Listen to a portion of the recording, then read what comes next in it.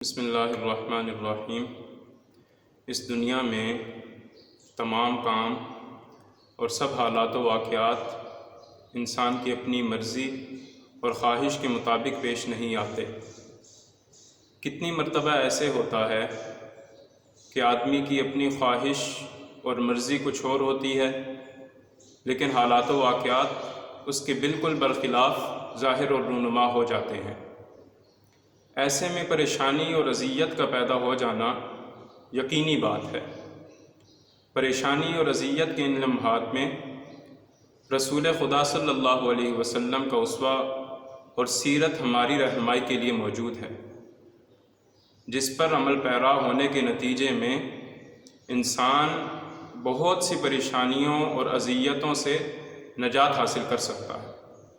اور نبی صلی اللہ علیہ وسلم کا وہ اسوہ یہ ہے کہ اپنی محنت اور کوشش کے باوجود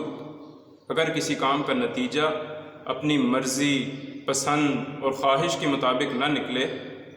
تو اس کو اپنے ذہن پر سوار نہ کیا جائے، اس پر غیر معمولی پریشان اور متفکر ہونے کی بجائے اور اس پر افسوس کرنے کی بجائے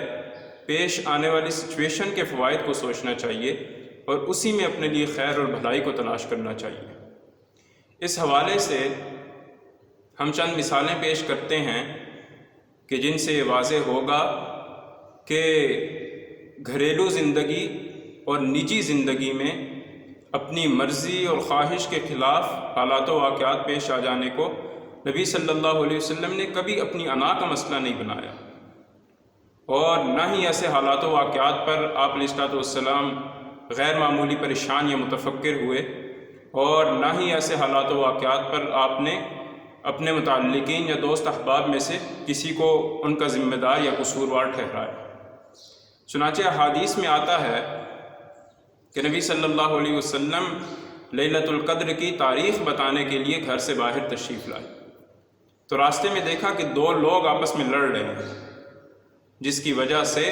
لیلۃ القدر کی متعین صلی اللہ علیہ وسلم نے جب اس واقعے کی اطلاع صحابہ کو دی تو ساتھ ہی یہ بھی ارشاد فرمایا کہ ہو سکتا ہے اسی میں تمہاری بہتری ہو، اب لیلۃ القدر کو رمضان کی 25ویں، 27ویں اور 29ویں شب میں تلاش کرو۔ دیکھیے، نبی صلی اللہ علیہ وسلم نے اس ناگوار واقعے کو اپنے ذہن پہ سوار نہیں ہونے دیا، اور نہ ہی آپ علیہ السلام نے لوگوں میں مایوسی کے اثرات پیدا ہونے دیے، بلکہ اس ناگوار واقعے کے پیش آ جانے کے بعد بھی آپ نے اس کے مثبت پہلو اور مفید رخ کی طرف لوگوں کی توجہ مبذول کرا دی۔ اسی طرح حضرت عبداللہ بن مسعود رضی اللہ عنہ راوی ہیں کہ ہم مینا کے غار میں تھے کہ اچانک سانپ نکل آیا۔ نبی صلی اللہ علیہ وسلم نے ہمیں اس کو مارنے کا حکم دیا۔ ہم اسے مارنے کے لیے آگے بڑھے ہی تھے کہ وہ بھاگ نکلا، جس پر نبی صلی اللہ علیہ وسلم نے ارشاد فرمایا، وقیت شرکم کما وقیتم شرہا، وہ تمہارے حملے سے محفوظ ہو گیا جیسے تم اس کے شر سے محفوظ رہے۔ اپنے حکم اور منشا کے خلاف نتیجہ نکلنے پر نبی صلی اللہ علیہ وسلم نے کسی قسم کی ناگواری کا اظہار نہیں فرمایا، اور نہ ہی اپنے صحابہ کو اس کا ذمہ دار یا قصوروار ٹھہرایا، بلکہ ایک جملہ ارشاد فرما کر اس واقعے کو اپنے ذہن سے بھی جھٹک دیا اور حضرات صحابہ کو بھی تشویش یا پریشانی میں مبتلا ہونے سے بچا لیا۔ اسی نوعیت کا ایک اور قصہ ہے کہ نبی صلی اللہ علیہ وسلم کو ایک مرتبہ کھانے کی طلب محسوس ہوئی۔ آپ علیہ السلام گھر تشریف لائے تو پتہ چلا کہ گھر میں سالن نہیں ہے، صرف سرکہ پڑا ہوا ہے۔ نبی صلی اللہ علیہ وسلم نے وہ سرکہ منگوایا اور اسی کے ساتھ کھانا تناول فرمانا شروع کر دیا، اور اپنے گھر والوں کی دلجوئی کے واسطے یہ بھی ارشاد فرماتے رہے کہ سرکہ بڑا زبردست سالن ہے، سرکہ بڑا بہترین سالن ہے۔ گھر میں سالن کے موجود نہ ہونے کو نبی صلی اللہ علیہ وسلم نے اپنی انا کا مسئلہ نہیں بنایا،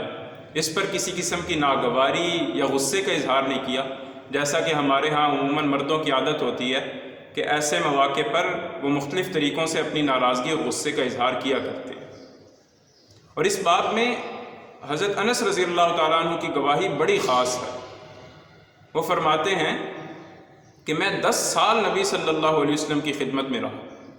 میں نے 10 سال نبی صلی اللہ علیہ وسلم کی خدمت کی، اور میں اس وقت ایک کم عمر لڑکا تھا جس کی وجہ سے میرے سب کام نبی صلی اللہ علیہ وسلم کی خواہش کے عین مطابق نہیں ہو پاتے تھے، لیکن اس کے باوجود نبی صلی اللہ علیہ وسلم نے مجھے کبھی اف تک نہیں کہا، اور کبھی آپ علیہ السلام نے مجھے یہ نہیں فرمایا کہ تم نے فلاں کام کیوں کیا یا تم نے فلاں کام کیوں نہیں کیا، کبھی یہ بات آپ علیہ السلام نے مجھ سے ارشاد نہیں فرمایا۔ نبی صلی اللہ علیہ وسلم کا یہ اسوہ ہمیں ایک عظیم درس دیتا ہے کہ اپنی مرضی، خواہش، چاہت اور پسند کے خلاف حالات و واقعات اگر پیش آ جائیں تو ان کو اپنے ذہن پر سوار نہیں کرنا چاہیے، اور ان پر شدید متفکر اور پریشان ہونے کی بجائے پیش آنے والے حالات کو قبول کرنا چاہیے اور انہی میں اپنے لیے بہتری تلاش کرنی چاہیے، اور ایسے مواقع پر اپنے گھر والوں کو، دوست احباب کو، عزیز و اقارب کو بلا وجہ قصوروار یا ذمہ دار ٹھہرا کر ان پر بھی طعن و تشنیع کرنے سے یا انہیں زد و کوب کرنے سے یا انہیں اذیت دینے سے گریز کرنا چاہیے۔ ہم خدا نہیں ہیں کہ اس دنیا میں تمام حالات و واقعات ہماری مرضی کے بالکل عین مطابق پیش آئیں۔ بڑی زبردست نصیحت کی اس باب میں اکبر الہ آبادی نے،